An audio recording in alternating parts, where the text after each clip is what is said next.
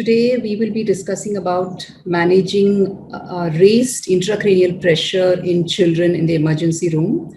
So when I say raised intracranial pressure, you need to have a very high index of suspicion, like a child coming in with traumatic brain injury, a child coming in with meningitis. So you should be able to pick up in the emergency room which child may possibly have an increase in the intracranial pressure. So they're not going to come with a placard saying that my ICP is raised, obviously. So you will have to have that intuitive, the clinical knowledge, the critical thinking skills in the ER to kind of diagnose that this particular child may have an increase in intracranial pressure, and what am I going to do about it? So what keeps us conscious? This is back to basic physiology, no need for pediatrics also for this. So we require the functions of the ascending reticular activating system and the cerebral hemisphere. So the cortical function should be intact and the ascending reticular activating system, which is in the brainstem, should be intact. So if a child comes to you unconscious, we should be able to at least say that, okay, there can be a cortical problem, which can be part of a generalized situation like hypoxia, or there can be something in the brainstem. Overall, both these areas or either of these areas, when it is affected, consciousness is impaired. I'll just give you a case scenario and we'll run the case, or we'll discuss based on this. So we have a 10-year-old who has come with fever of 3 days, referred from an outside place for altered sensorium for a few hours. He had high-grade fever for 3 days. He went walking, or rather she went walking to the hospital and was admitted there.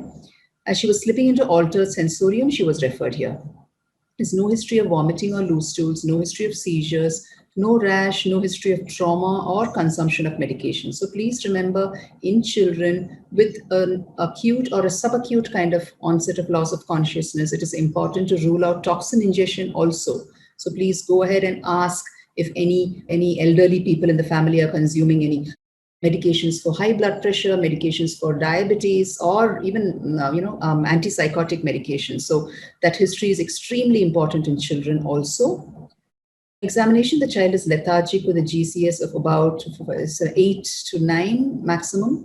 Pupils are equal and reacting. She's mildly tachypneic. Heart rate is 154, which is high for a 10-year-old, obviously. Pulse volume is bounding, and the blood pressure is 84/46, which is definitely low for a 10-year-old child. We will be expecting at least a systolic of 90 millimeters of mercury.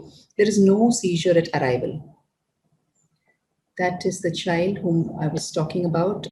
I will play the video in a short while. But what we did was, this was done much later, but I'm just presenting this scan to you first for you to have a look. And we have a child who's seemingly in extreme altered sensorium here, and we have this CT image. I want you to pay a lot of attention to the CT because we will be discussing the case forward based on this CT scan also.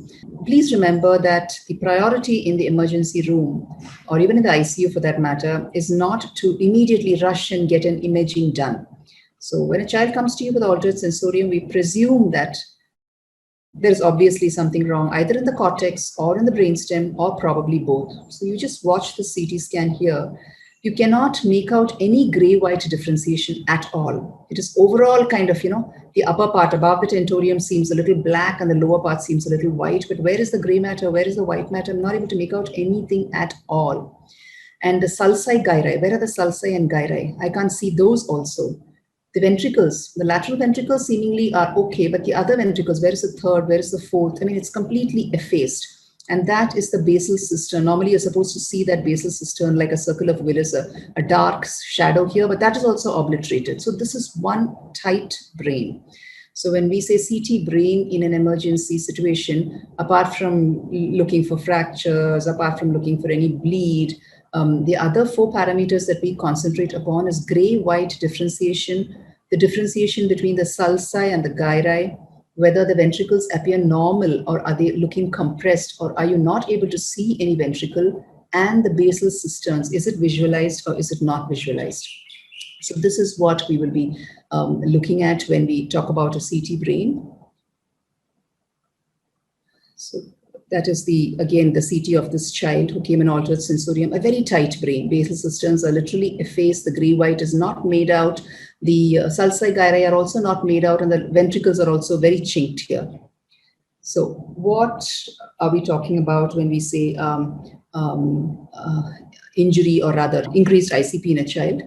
When we talk about brain injury or increased intracranial pressure in a child, we need to just remember that the pathology or the problem in the brain may be something primary or secondary.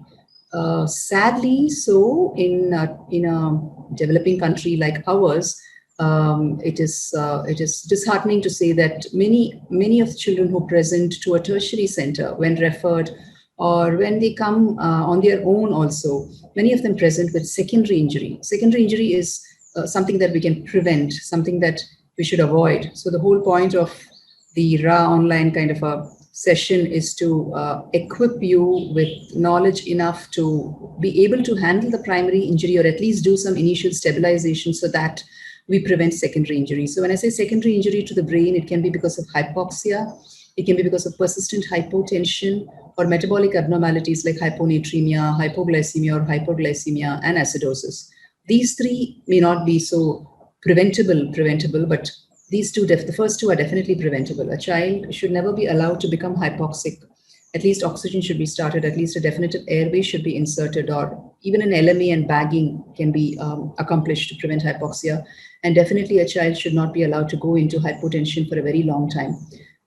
So these two definitely have to be prevented by doctors who are referring a child to a tertiary center. So these are the reasons for secondary injury and secondary increase in the ICP.